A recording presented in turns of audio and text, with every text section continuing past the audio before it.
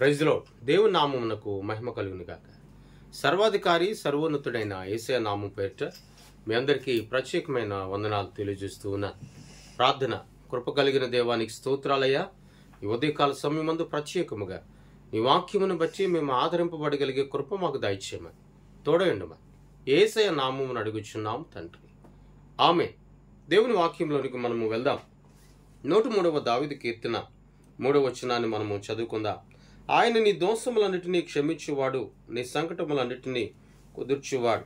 ఈ మార్చి ఉదయకాల సమయాన మా జీవితంలో నీరు కట్టి ఫలించనుగా నీ దోషములన్నిటినీ ఆయన క్షమించువాడు. మనలో ఉన్నటువంటి ప్రతి విధమైనటువంటి పాపము, శాపము, అంధకార సంబంధమైన ప్రతి దాని నుండి కూడా పరిపూర్ణమైన విడుదలను, విముక్తిని కలుగు చేయగలిగిన సమర్థవంతుడు యేసుక్రీస్తు ప్రభుల వారు మాత్రమే. ఈనాడు మన జీవితాల్లో ఎన్నో అపరాధాలు, ఎన్నో పాపాలు, క్షమించలేనివి ఎన్నో ఉన్నాయి. మనుషుడు ఏదైనా ఒక తప్పు చేసినప్పుడు కానీ, అది కుటుంబంలో ఉన్నవారైనా, స్నేహితులైనా, భార్య అయినా, భర్త అయినా, బిడ్డలైనా, ఎవరైనా ఒక తప్పు వారు చేసినప్పుడు, పొరపాటు చేసినప్పుడు వారు క్షమించండి అని అడిగినా సరే చాలామంది క్షమించలేనటువంటి మనస్తత్వం కలిగి ఉంటారు. కానీ ఈనాడు నా దేవుడు సెలవిచ్చుచున్న మాట, నీలో ఉన్నటువంటి ప్రతి విధమైన దోషములన్నిటినీ, నీలో ఉన్న పాపములన్నిటినీ కూడా నేను క్షమిస్తాను అని సెలవిస్తూ ఉన్నాడు. నిజమే కదా?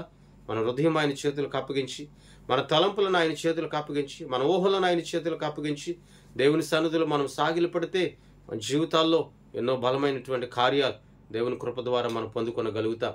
మరొక మాట అక్కడ అంచాడు కదా, ఆయన నీ సంకటములన్నింటినీ కూడా కుదుర్చేవాడు. సంకటములు అంటే ప్రతి ఒక్కరిలో ఉన్నటువంటి జబ్బులు. సంకటములు అనగా అర్థం జబ్బులు. అది ఏ విధమైన జబ్బైనా, అది ఏ విధమైన రోగమైనా, అది ఏ విధమైనటువంటి ఆ బాధ అయినప్పటికీ, ఏ విధమైన కుదరని రోగమైనా ప్రతి దాని నుండి కూడా నేను విడుదల చేస్తాను అని సెలవిస్తున్నాను. ఈనాడు చాలామంది ఎక్కడెక్కడికో తిరుగుతూ ఉన్నారు, హాస్పిటల్కి తిరుగుతూ ఉన్నారు. ఒక చోట కాదు, రకరకాల స్థలాలకు వారు తిరుగుతూ ఉన్నారు.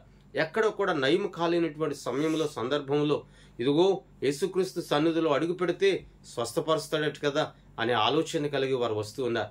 ప్రియ దేవుని బిడ్డ, ఈ రోజున నీ జీవితంలో, నా జీవితంలో ఎన్నో రోగాలు ఉన్నాయి. అవి పాపం అనే రోగమై ఉండొచ్చు, క్షయత అనే రోగమై ఉండొచ్చు, దేవునికి విరుద్ధమైన రోగాలై ఉండొచ్చు, శరీర సంబంధమైన రోగాలై ఉండొచ్చు.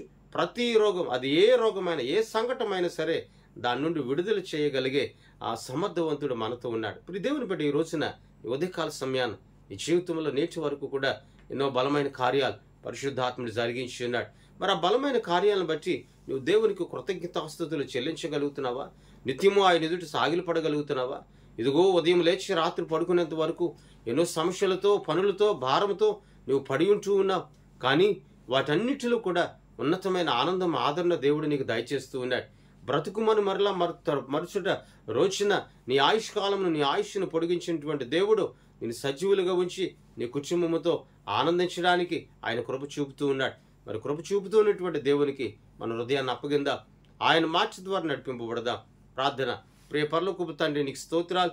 ఈ ఉదయకాల సమయాన ప్రతి బిడ్డను మీరు దర్శించండి, ప్రతి బిడ్డకు శక్తిని దయచేయండి, ప్రతి బిడ్డను ఆదరించండి, ప్రతి బిడ్డను మీరు బలపరచండి, తోడై ఉండండి, నడిపించమని యేసయ్య నామమున అడుగుచున్నాము తండ్రి.